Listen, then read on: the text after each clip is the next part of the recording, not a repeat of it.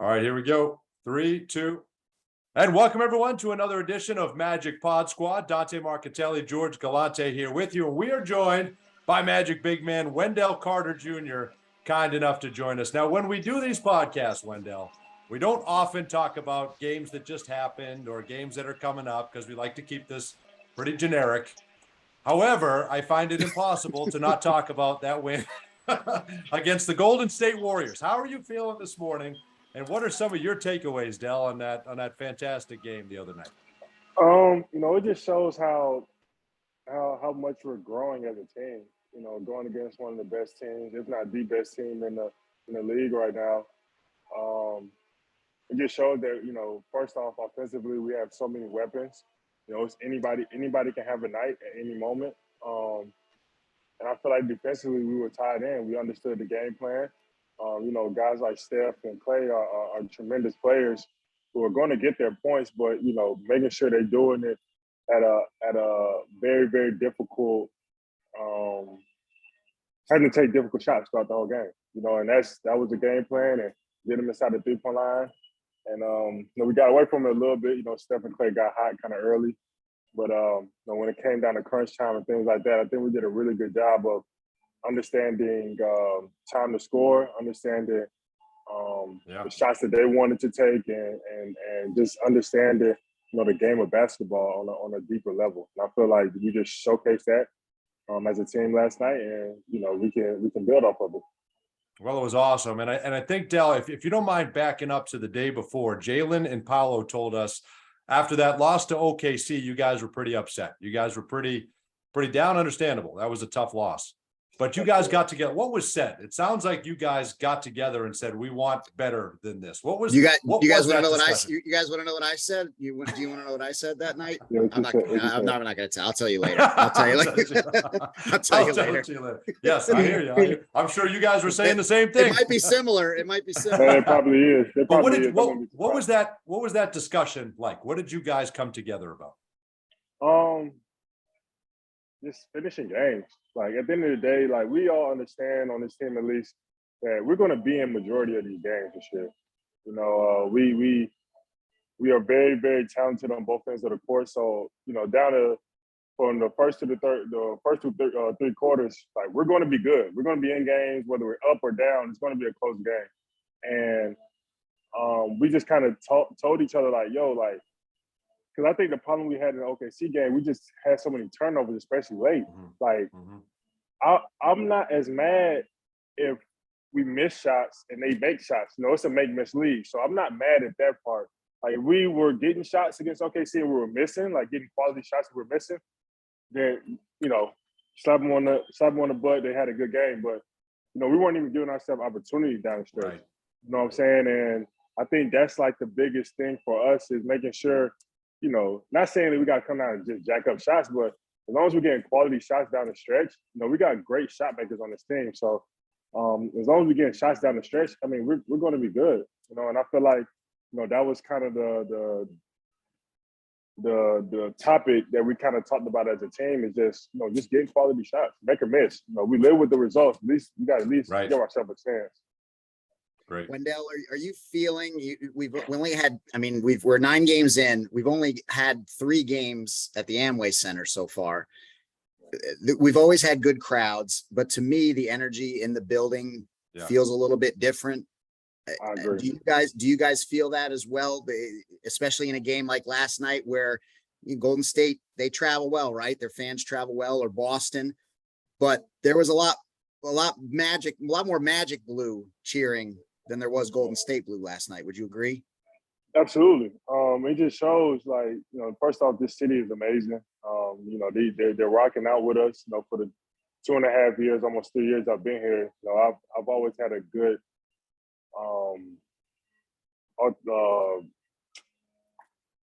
I just lost my train of thought. What interaction with fans? You've had a good, sure, relationship. Yeah. And they just rocking out with us, and I think credit, we got the #1 pick, so that's like plays a huge part in it, and things like that. But I think they just see how good this team can really be, and like it's exciting. Just having those fans out there cheering you on and things like that is very exciting. Well, I think a lot of those fans that had Warrior jerseys are going to have Magic jerseys on tomorrow when they come in. We're fine with that. Okay, so you mentioned we got the number one pick. The number one pick is also from Duke. So what did you know? What did you know about Paolo last year? Obviously, you watch games, you follow your alma mater. What did you know about him? What did you heard about him from behind closed doors with other Duke people?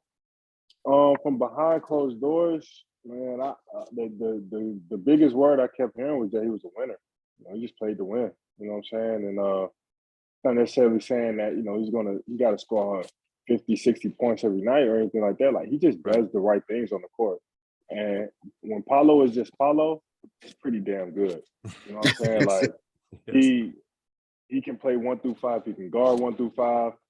He's a great passer. He plays the way that's necessary to win. And like that's you don't really find that many times in the number one pick. Guys go into a certain situation, they're like, oh, this is gonna be my team. I'm just gonna score, I'm gonna shoot whatever I want to. I don't care, they can't tell me anything. Paulo is the complete opposite of that. He wants to win, no matter if he's playing good or not. Like, he's gonna do. And when people say someone is playing good, they always look at someone's points. I think he affects the game in so many different ways that kind of goes unnoticed because he's so gifted offensively. So I think he's laying the foundation for a fantastic career he's going to have. Does it count if you guys were only there for like a semester? I mean, you both were only there for like a semester. That might be a thing. That was always a thing. You got guys like Grayson Allen and things that were there for like 4 years. So they're like, those are the true Blue Devils. I'm like, man, I was. No, I'm just playing now. I know as soon as you set foot on campus that all of a sudden your blood turns blue. I get it.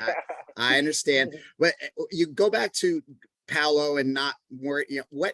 At what point do you guys all know what your roles are and meld into that role? Because obviously that's a big key to any team's success. And that might be hard, especially considering we have so many guys on our team that are top 5 picks, top 6 picks, where they've always been the man. Like, at what point does that set in for you guys to know this is my role, this is my role, this is his role, 1 to 15? We had a true just heart-to-heart conversation before the season started, with all the guys and the coaches, and we identified everyone's role, and it's like you said, it's tough because guys come from being the man, and now you're in a situation where, you have to buy into something and really believe in what the bigger goal is. And honestly, it's the win. That's what makes you special in this league. It's not about you scoring a bunch of points and not winning, or whatever the case may be. If the stats are good and you're not winning, it's like, okay, like, is he really a winning player? Now they question a lot of things, like, is he just playing for himself and things like that? So I think, especially with us being a young team and guys, like, it's always an elephant in the room. Like, guys want to get paid, guys want to do all that kind of stuff. Sure. But the easiest way to get paid is to win. When you win, everybody can eat. And I think no doubt. I love that. Right. Yeah. So I think we're on a good path. It's, where everybody bought into this winning culture we're trying to build here. Have you seen Paolo smile? I have not seen. I've seen it a few times. Even after last night, we couldn't get a smile out of the man. Is he all business? What does the lighter side of Paolo look like? No. Paolo's a good guy. He's a playful guy. He has fun and stuff like that. So he's a good guy. He's a good guy for sure. No, he's definitely good. He's definitely a good guy. I just know if he's kind of a little more reserved in front of the cameras, but it's great. It's a great addition. Okay, now I got to ask you this, since we're talking about Duke. You got a new head coach. We always feel you don't want to be the guy that follows the guy, right? You don't want to be the guy that follows Coach K. You want to be the guy that follows the guy that follows. Absolutely. Right? Is that how you feel? But John Shire as well. So how could he be different? How could he succeed taking over for Coach K? It will be hard for him, sure, in my opinion. There's a lot of factors that go into it, with the simple fact that a lot of guys aren't going to college now. Guys are, going to overtime or going to the G League and things like that, get to the NBA quicker. They're changing the age rule, I believe. So guys won't even be going to college to begin with. So it's going to be tough on that part. And then again, you're looking at Coach K, one of the most prestigious coaches to ever do this, like ever. So Right. he has a really big, some really big shoes to fill. And but just knowing John and knowing the kind of guy he is, and what he's willing to sacrifice to help the team. That the things he was doing as an assistant coach, I feel like he'll be able to do it as a head coach even more, and hopefully he'll be able to lead those guys to being successful basketball players. I have a feeling, Dante, that if John needs Coach K to come in and maybe close a deal with somebody, I have a feeling he's probably available at any time. Yeah, of course he is. Oh yeah, absolutely, no doubt about it. He's only retired from when they need him to lock somebody down. I think he's available. Coach Did he K come? will be there. How did they land you, Wendell? What did they do to impress you? Was Coach K in your living room? Like, how does this work? Yeah. Was he came to a high school game. I can't remember. It was one of the playoff games. I had a really good game, and it was Coach K, John, Nolan, and I think Nate James was there too. And I talked to them after the game, whatever the case may be, and they left and they came back for a house visit. It was just Coach K and John Shire, and my mom cooked dinner, and we just kind of all just sat at my dinner room table and we were just chatting it up. That's amazing. What dinner do you make for Coach K? That's amazing. I want to say my mom made like some kind of lasagna. I want to say. Nice. It was lasagna or some kind of pasta. It was something in that pasta family for sure. I bet you she worked really hard on that meal. Yes, by the way, I would think so. There, no doubt that she's like, oh, I can't burn this one. Yeah, there's no burning this one. All right, so for many people that will know in a day or so here, you're inside the Magic on Valley Sports Florida. It's going to profile your journey to the league. It comes out, it debuts on Saturday after the game against Sacramento. A lot of it is touching on just how you got to where you are, right? Part of going to Duke was the way you announced the way you were going to Duke. I had never seen the video before of you in a tuxedo in a Lamborghini. Dante, have you seen this video? I had not seen it before yesterday, and I don't know how I missed it and haven't given you crap about that since I've known you. Give me some insight on, for everybody, they'll have to tune in to Valley Sports Florida if they've never seen it before. Tell me how that gets into your head and who sells you on the idea, and all the people that were in the gym. Like, are those classmates of yours and friends? Like, how does that all work? So I have, let me see. It was Bleacher Report was doing this big thing with everybody where they were just making all these guys commitment videos. Okay. So like I was taking like a theater class while I was at Pace, and we had just actually did a play. We was rehearsing for the play like later on that the year. So like I was in this big artsy kind of thing going on in my head. Nice, I like it. So I saw all these guys committing. I'm like, man, let's do something a little different. So I hit them up. No, actually they hit me up. They're like, hey man, are you committing soon? I was like, yeah, like I am. And I think I wanted, like, let's get together, let's do something. So they started like putting some ideas together and stuff. And like it was some stuff I didn't really like. So I was like, hold on, like let me go back and let me think a little bit. So I went 007. Yeah. And so that night that we filmed it, we had rehearsals for the play that I was doing. Okay. I was doing rehearsals. Then I went over there. It's probably like 7. It was probably there to about midnight. Like, shooting the commitment video. No way! Wow. Yeah. Because like it was like we had no script, no nothing. Like we did all that all right there. So like all the camera play, all that stuff. Like they did it all there in a matter of like 4 or 5 hours. So I was pretty impressed with that. Yeah. And so all my classmates, I told them like to just all stay over. They brought some actors with them too. Okay. We just kind of just free falled it. Like we just kind of did whatever with it. Did you come up with the idea, or was it you and a group of friends, or was it your theater group as a whole? Like who came up with the Bond idea? Was it you? No, it was me. It was me. Okay. Yeah. I liked it. I liked it. That's pretty good. Now, what was the play, Wendell? What play were you in, and what was your role?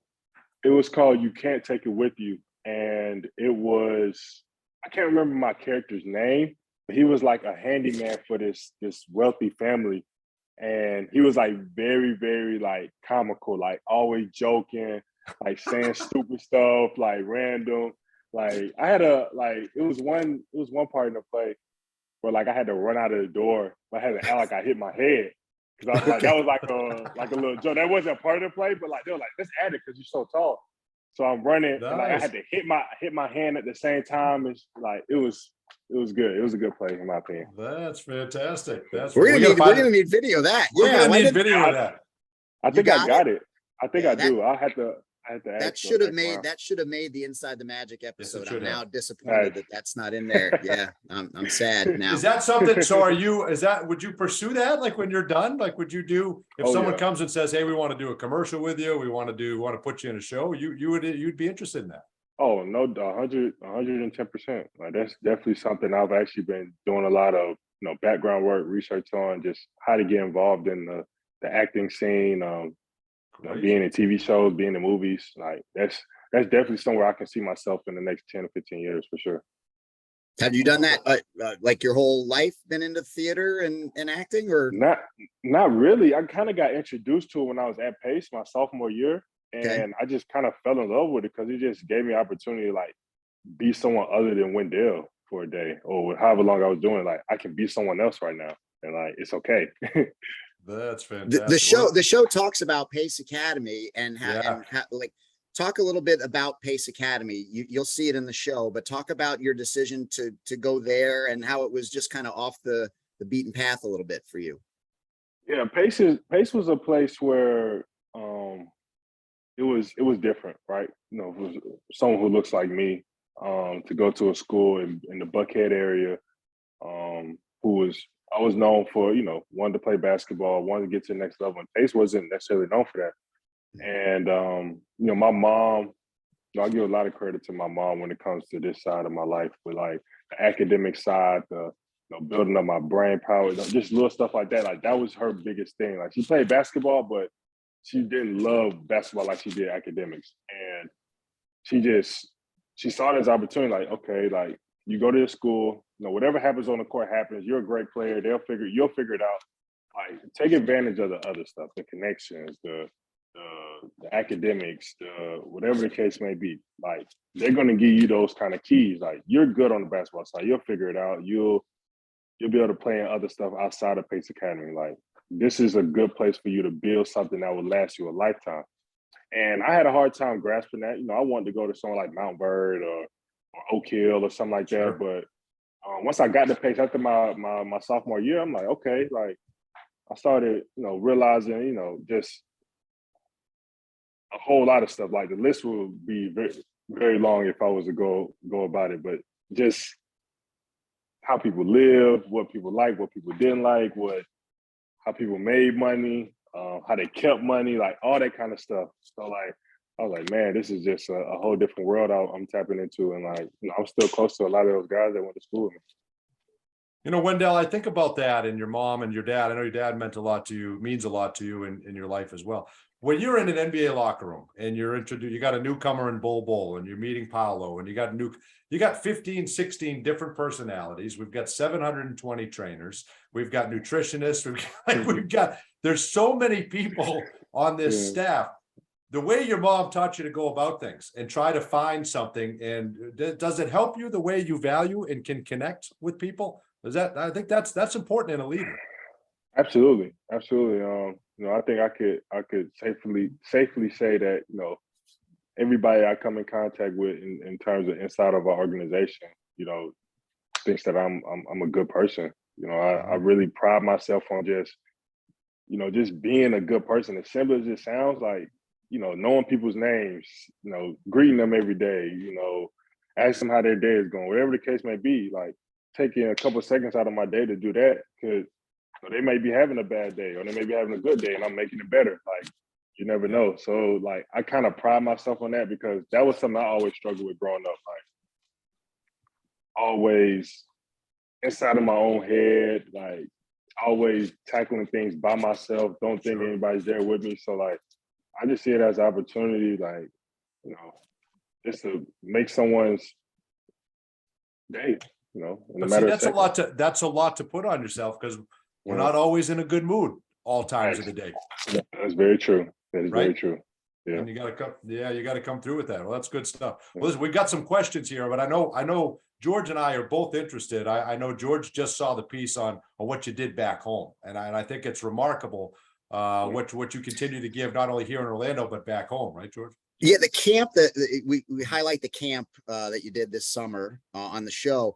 The part of the camp that I was not familiar with at first was it was more than just a regular basketball camp, Del. Like it was to tell everybody what the other aspects of the camp entailed. So we had, of course, we had guys playing basketball and things like that just to keep them engaged. But we had 2 classrooms set up. One was African American Studies and one was financial literacy. And the reason I chose African American Studies is I'm African American, and I just felt like, you know, going through high school and college, we don't really get taught that enough, you know, and whatever the case may be, because of that is okay. I'm not bashing anyone for it, but, you know, I just saw this opportunity, like, let me just give them, you know, just a little bit about our history, because, you know, one of my family friends is actually a professor at Ole Miss. So, you know, he knows a lot, and I learned a lot of stuff just talking to him. We have debates, you know, all that kind of stuff. And then on the financial literacy part, like, I feel like that's probably the most important thing that I feel like is not taught in schools right now. And, you know, not to take away from, you know, guys who want to be chemists or whatever the case may be, Sure. Lawyers, whatever the case may be. Like, I feel like there isn't a good enough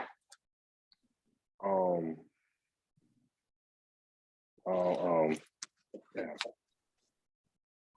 Like enough opportunity or good enough? Yeah, like a good enough investment into teaching kids like what to do with the money that they make, like how to save it, how to spend it, how to invest it. Like I feel like that's like I'm not talking about the like little stuff like the Acorn account and stuff online.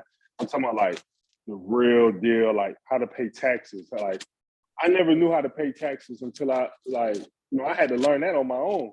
Yeah. You know, I would argue like a lot of guys in the league still don't know how to pay taxes. They just pay someone else to do it.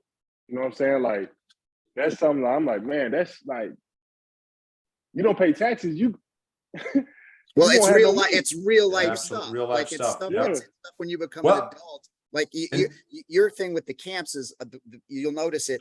You said you had the basketball just to keep them engaged. The more important stuff was the other stuff that you were doing in the classroom, whether it was the African American studies or the financial stuff, right? Exactly.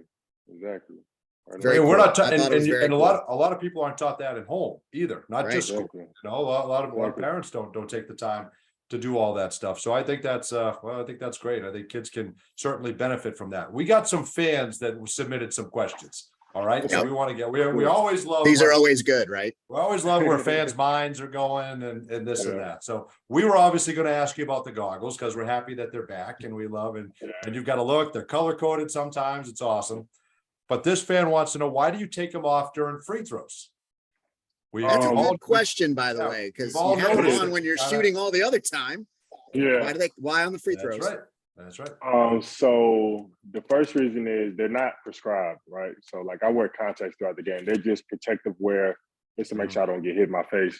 And the reason I take them off is honestly they get foggy sometimes. So it's kind of hard to see, especially during free throws. Like I'm sweating, like I'm standing still, I'm not moving. There's no like I'm just sweating, I'm hot. Like so now it's just kind of saying all over my glasses. So I kind of that's my chance to like let them breathe a little bit. Yeah, good call. Back on. So that's kind of that's really the only two reasons. Okay, I feel like this season they're not smashing into 7 pieces anymore. That's like, right.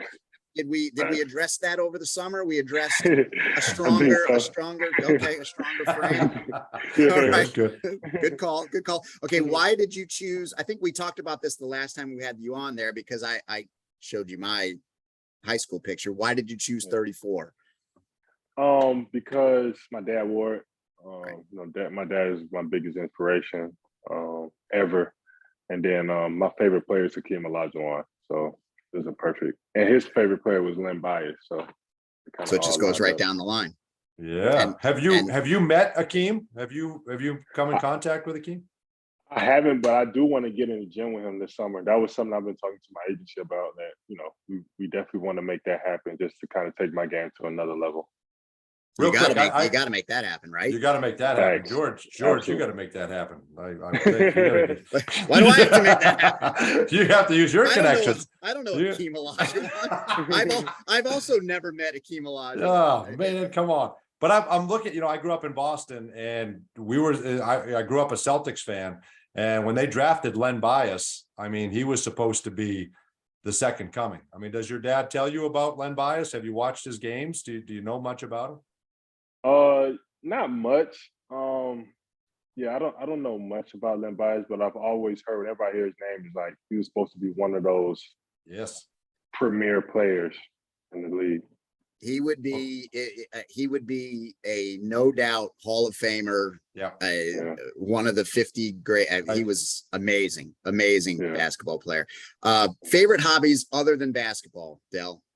So I've got into DJing a little bit. I like to DJ at the crib. Okay. I'm a big video game player. New Modern Warfare is out, so that's kind of been taking up a lot of my time on these off days. And reading. I like to read. I usually read on flights when I can't sleep and things like that. But yeah, that's probably the big three right now. Not the comic books that you read, George. He's reading actual books. Well, he did tell Coach Mosley today he's been working on a book for a little bit, but we'll stay off that one. But the one thing you said is the money. I know money is a big passion of yours, but do you do all your finances? Like, some guys just let somebody completely handle it. You follow it all along yourself? You're probably up on that. I have someone, a very close friend of mine that's very wealthy himself. So he kind of helps me out in terms of investments and estate planning and things like that.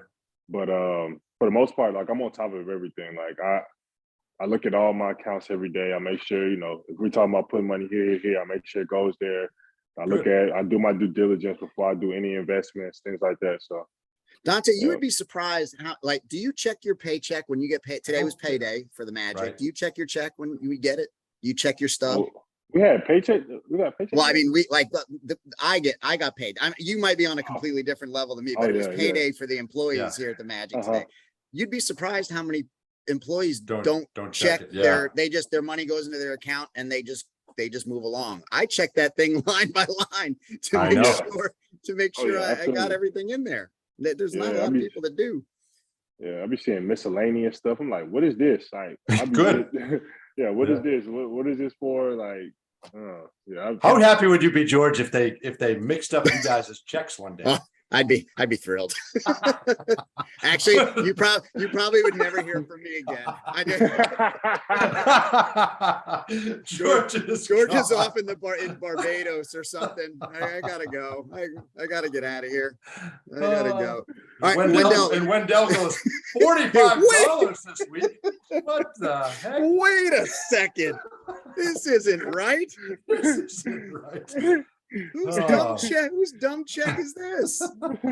How about this question, Wendell? Pre-game ritual. Do you have anything you have to do on a game day? No. I mean, I usually take a pre-game nap before heading to the gym, but I have nothing that's like I have to do before games. I listen to music while I'm warming up, but other than that, that's it. No crazy superstition. Does Chuma did he get you into the DJing? Chuma? No, I was actually doing it when I was in Chicago. So. Oh, okay. Could we get a he's collaboration at some point? A collab between Big Chum and you? Could absolutely we see that in the absolutely. future? We gotta make that work for real. Yeah, we got to get like that. You We got to guys- get that done. Hey, you guys can host one night. All right, last thing, and this is interesting from a fan. Do you have any mental health advice for athletes? I know that's a big topic for you, and is there some advice you would give on that lines for fellow athletes?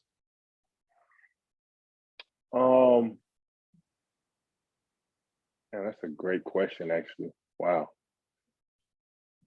I think when it comes to mental health, I think the biggest thing, in my opinion, is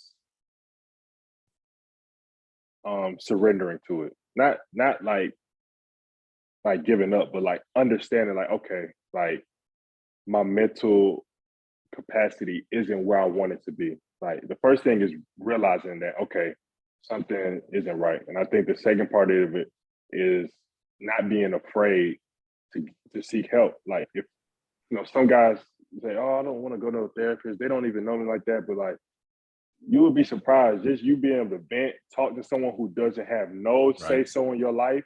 Like that shit. Oh my bad. You're good. That's You're all right. good. No, you're good. You're good. Yeah, you're good.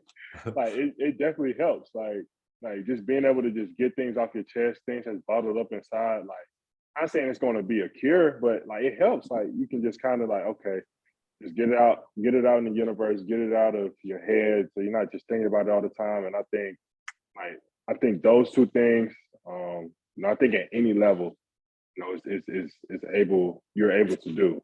So I think that's like the main two things when it comes to mental health. Terrific advice. I would think it's hard for a professional athlete to find people that are honest with them, right? Yeah. You get a lot of people, right, that are just kind of go along with, well, whatever you think. Yeah, it's great. Everything's great. Is it hard to find that? Absolutely. It's very tough, right? Because we luckily with the Orlando Magic, we actually have a psychiatrist on hand, on board. So it's someone that we can talk to. He doesn't have no say so. He lets you just talk to him, and he puts in his 2 cents if need be. But like that's kind of how I get over certain things. Certain things that may be going on in my life that's not particular to basketball. Like I just go and talk to him. He just lets me vent to him. Just let me say whatever, get whatever I can off my chest, and then he throws in his 2 cents or whatever the case may be at the end, and we go on about our day. Because at the end of the day, like it's definitely hard to find someone who's just going to be honest with you and going to be genuine with you at the same time. I would think so. Well, that's great advice, Wendell. And I hope someone hears that and it helps them and go, if somebody needs to go find somebody, certainly do that. Inside the Magic, Wendell Carter Jr. comes out on Saturday. We can't wait for it. I know your mom and dad will be watching it. They're in it. They're going to be featured. They're stars of the show. I know. They got some more screen time than me. There is no doubt. There is no doubt your mom and dad are in that thing more than you are. Way more than you. That's awesome. Well, thanks for taking the time. You're such a big hit here in Central Florida and with all of us and with these Magic fans. So best of luck rest of the way. Okay, Del? Yes, sir. Appreciate y'all. All right, thanks. That'll do it for this edition of Magic Pod Squad.